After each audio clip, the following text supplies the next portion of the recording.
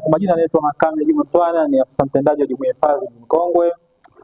Leo hii tulikuwa tuna ufunguzi wa mafunzo maalum ambayo tunaita Wood Conservation Training, mafunzo ya uhifadhi wa kazi za mbao hasa katika majengo ya kihistoria, na mafunzo haya yanaendeshwa na Jumuiya ya Hifadhi Mji Mkongwe, lakini tunashirikiana na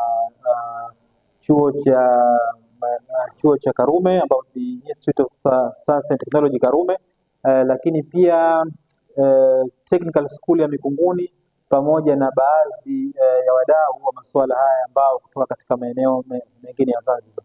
Lengo na madhumuni ya kuendesha kozi hii ni kuweza kujenga uelewa au kuweza kutoa taaluma ya namna gani bora tunaweza tukakarabati majengo yetu ya kihistoria especially kwenye kazi za mbao kwa kutumia teknolojia ile ya asili. Kwa hiyo kama tunavyojua kwamba kuna uchache wa mafundi ambao wanahudumia Mji Mkongwe. Kwa lengo la mafunzo haya ni kuweza kuhakikisha kwamba elimu hii inatoka kutoka kwa wazee wale ambao wana ujuzi na uzoefu kwenda kwa vijana wetu ambao ni damu changa, ni wanafunzi ambao ndio kwanza wanaendelea kujifunza ili kuweza kupata taaluma hii, na ni matumaini yetu kwamba baadaye wanaweza wakaitumia ili kujiendeleza kiuchumi, lakini vile vile kuendeleza urithi wetu pamoja na kuutunza. Kwa hii hasa ndiyo lengo na madhumuni halisi ya kuweza kuwashirikisha wanafunzi wa taasisi hizi mbili kwa maana Karume pamoja na skuli ya Mikunguni, ili kuhakikisha kwamba taaluma ambayo wanaipata katika taasisi zao wakichanganya na taaluma ya uhifadhi wa masuala haya ya mbao katika maeneo ya kihistoria, inakuwa inawasaidia kuwaweka katika ramani nzuri ya kuweza kuhudumia mji wetu, lakini pia kuweza kufanya kazi zao nyingine. Mafunzo haya yameandaliwa na Jumuiya ya Hifadhi Mji Mkongwe kwa msaada mkubwa kutoka wanaita International National Trust Organization chini ya ufadhili wa British Council Protection Funds. Mafunzo haya tunategemea kuwa na washiriki 20, ambapo washiriki hao baadhi yao watatoka chuo cha Karume, baadhi yao watatoka skuli ya ufundi Mikunguni, na baadhi yao ni wanafunzi wetu ambao tulikuwa tumewapa mafunzo nyuma. Kwa hiyo mafunzo haya nayo pia yatawasaidia kuweza kuimarisha ule ujuzi wao. Kwa jina naitwa Dr. Idi Khatib Idi, ni mkuu wa idara ya Civil Engineering Karume Institute of Science and Technology. Kwa sasa katika miaka hii ambayo tumejipanga kuanzisha kozi ya useremala. Kozi ya useremala tayari imeanza mwaka jana, lakini mara hii tumeanza kuchukua intake ya mwanzo, itaanza mwaka huu, ambao mpaka sasa hivi maombi yapo kwenye wanafunzi 12-13 kama sijakosea. Ingawa bado madirisha bado liko wazi, linaendelea kuomba wanafunzi ambao maombi yake yanachukua na depend level ya form 4 au awe na NTA 3 ile ya VETA ile. Sasa ni kwa nini tumeanzisha hii fani? Fani hii imeanzishwa kutokana na kwa muda mrefu sana Wazanzibari walikuwa wana asili ya masuala ya useremala, lakini hayakuwa yamekuwa katika kitaaluma zaidi. Sasa sisi kama idara tumelifikiria hili kuelekea katika mfumo wa kitaalamu zaidi, ambao hapa kwetu ambao market kubwa iliyokuwepo ni masuala ya carving, ya uchongaji ya milango ile ama stone town hifadhi.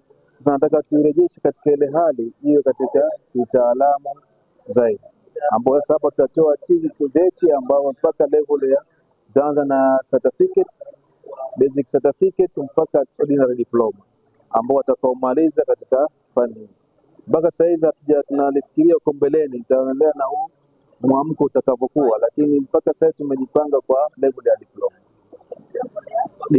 Vijana na nilikuwa na shauri wenzetu wamekuja wa Jumuiya ya Stone Town, wao walikuja zaidi katika masuala ya specific kwa Stone Town, lakini tuliambia usiwe hivyo tu, ni vyema tukawashirikisha na watu wengine wote ambao wanataka kujua. Sasa masuala ya carving sio Stone Town ndio pekee yake, ambapo kila ambaye anataka kufahamu ni vipi aweze kujua.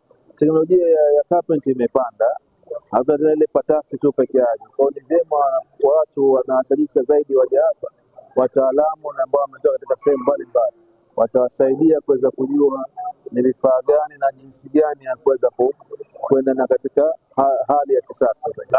Mohamed Mahmudeni, mjumbe wa bodi ya wadhamini ya Jumuiya ya Hifadhi ya Mji Mkongwe.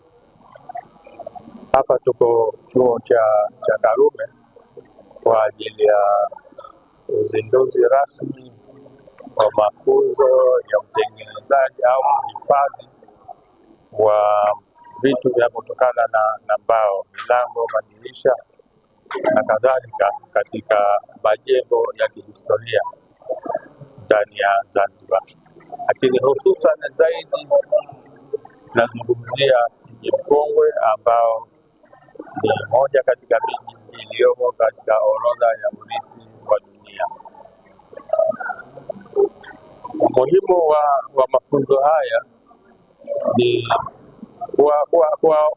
kuwafundisha na kuwaelekeza hawa vijana namna nzuri ya kuweza kuhifadhi vitu vinavyotokana na mbao katika majengo ya kihistoria. Si utaalamu ambao unaenea sana hapa kwetu katika uhifadhi hususan wa mbao ndani ya majengo ya kihistoria. Watu wengi hawana taaluma ya kutosha wanapofanya matengenezo ya vitu kama milango, ngazi na kadhalika katika majengo ya kihistoria. Kiutaratibu kuna mfumo maalumu ambao umepangwa unatakiwa ufuate katika kuhakikisha kwamba unachokifanyia matengenezo unakitengeneza kiwe cha uhakika, kionekane uhalisia wake baada ya kufanya matengenezo.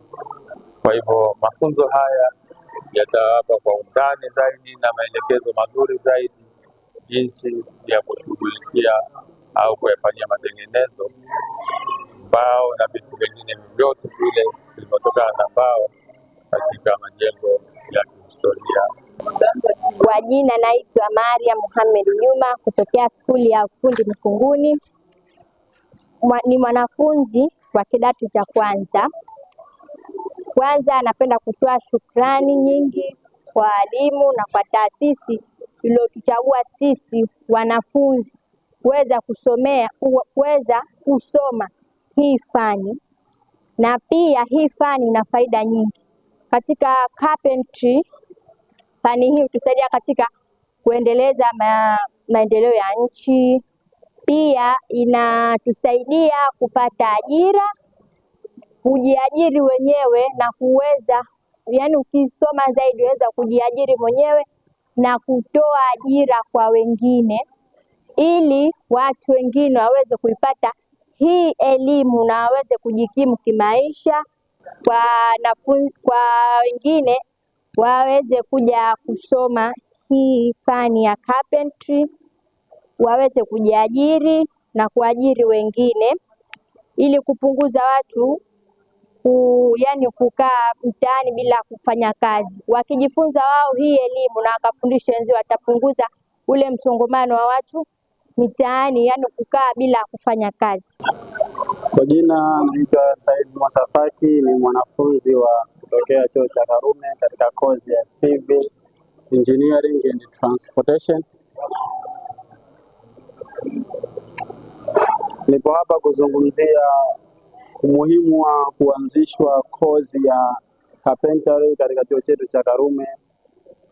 Kama inavyojulikana kwamba hii kozi ya carpentry haikuwepo katika nchi zetu hususan za Afrika, na wengi walikuwa wanajisomesha hii kozi, lakini hawapati vile vyeti ambavyo vitawaonesha wao kwamba wamefuzu hii kozi. Kwa hiyo chuo cha Karume kwa kuona kuna umuhimu wa kutoa vyeti kwa wanafunzi baada ya kuwasomesha hii kozi, kwamba wengi walikuwa wanatafuta ajira hawapati kwa sababu hawana kielelezo cha kuonesha ule ufani wao wa hii kozi ya useremala. Kwa hiyo chuo cha Karume kimekaa kitako na uongozi umekaa na kuona kuna umuhimu wa kuanzishwa hii kozi ya carpentry hii katika huu mwaka 2025 ili 2026 ili kuwapa wanafunzi kielelezo cha cheti pamoja na ujuzi wa kutosha na ubunifu katika hii kozi ya useremala.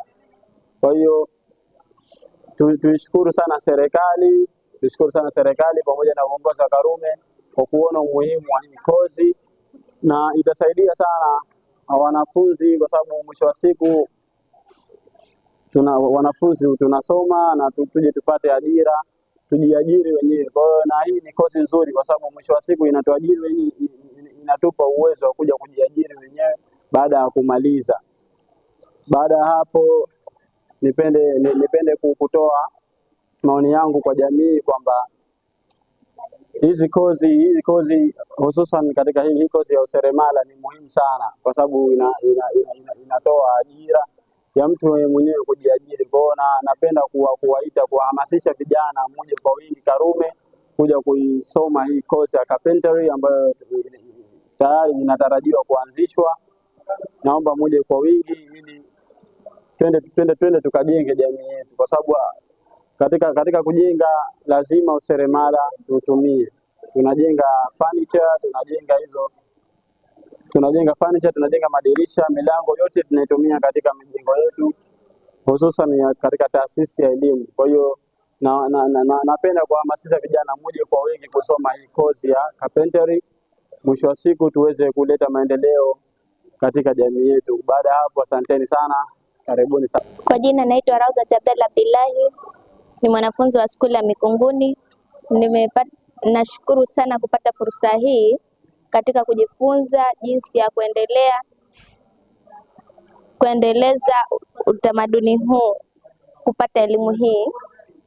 Nashukuru serikali yetu kwa ajili ya kutoa elimu hii, maana itatusaidia kutuwezesha sisi vijana au sisi wanafunzi katika kuendeleza maendeleo ya jamii yetu. Kozi hii ya useremala ni nzuri sana ambayo inasaidia kuendeleza maendeleo mazuri katika jamii, katika serikali yetu. Na kozi hii ya useremala inatumika katika fani mbalimbali. Tujalie maofisini kuna madirisha, inatumika kwenye milango, kwenye hata viti, kuna makochi, meza na vitu mbalimbali, na hata maskulini pia wanafunzi wanatumia madeksi. Kwa sasa hivi kuna viti na meza, ndivyo ambavyo wanafunzi wanatumia kukalia na kutumia katika masomo yao.